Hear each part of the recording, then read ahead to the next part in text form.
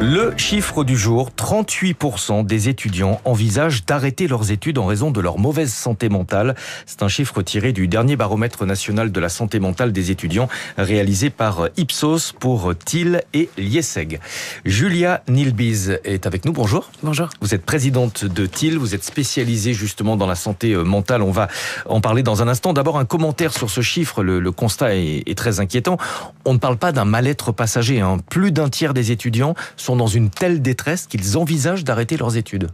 38% exactement, effectivement. C'est un chiffre qui alarme, mais surtout qui invite à l'action, parce qu'il nous renseigne sur le fait que ça a un impact évident sur l'avenir de ces étudiants, leur avenir individuel, mais aussi sur l'avenir de notre société et de notre économie. Le baromètre que vous venez de publier a beaucoup de chiffres. 45% seulement des étudiants estiment être en bonne santé mentale. C'est alarmant.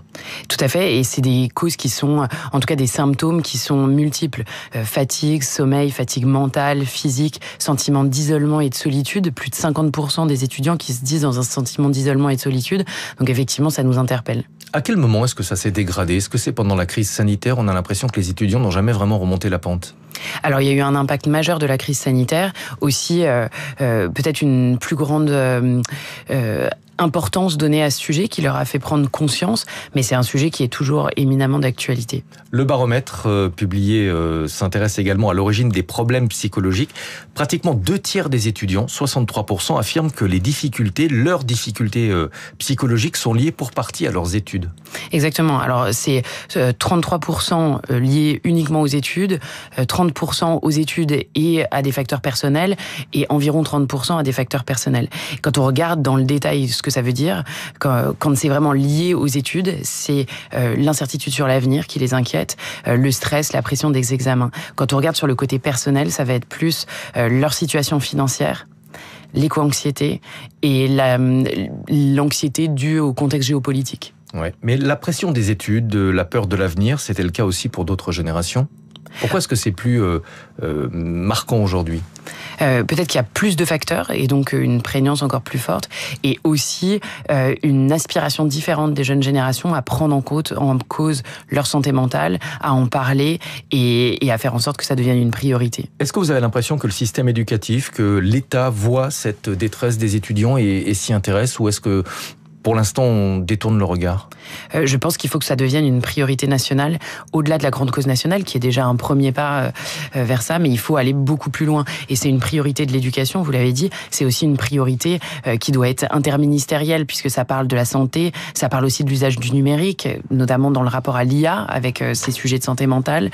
Ça parle de plein de sujets différents, et il faut vraiment faire une feuille de route pluriannuelle. On vous avait reçu il y a quelques mois sur Radio Classique, TIL, T-E-A-L-E, c'est votre structure.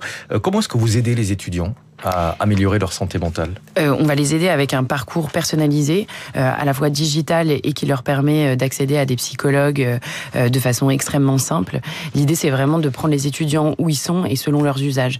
Notamment, on sait aujourd'hui, et d'ailleurs c'est un des chiffres du baromètre, il y a 60% d'entre eux qui ont recours à l'IA ou qui pensent avoir recours à l'IA pour des sujets liés à la santé mentale. Nous, notre rôle, ça va être de construire un outil, donc qui s'appelle Joy en l'occurrence, qui est sécurisé, qui ne présente pas d'erreurs ni de biais, qui sait mettre les bons garde-fous pour garantir leur sécurité quand ils ont recours à l'IA. On peut vraiment utiliser l'IA comme psy à distance ? Alors réellement, non, il ne faut surtout pas utiliser l'IA comme un psy. On dit généralement que de toute façon, il ne faut jamais consulter sur Internet lorsqu'on a une pathologie. Alors, donc il y a la question de la pathologie. L'IA, en fait, c'est un superbe moyen et une opportunité au sens où c'est disponible 24 heures sur 24. C'est un outil qui est non jugeant. C'est un outil qui permet d'avoir un soutien à tout moment. Néanmoins, il ne faut pas se tromper et savoir mettre les bons garde-fous. Ça n'est pas un psychologue, mais c'est un premier pas et c'est un très bon moyen pour lever les tabous et obtenir des premières réponses. Merci beaucoup, Julia Nilbiz, d'être venue ce matin sur Radio Classique. Je le rappelle, vous êtes présidente de TIL, 6h57 à suivre dans un instant. La matinale jusqu'à 9h.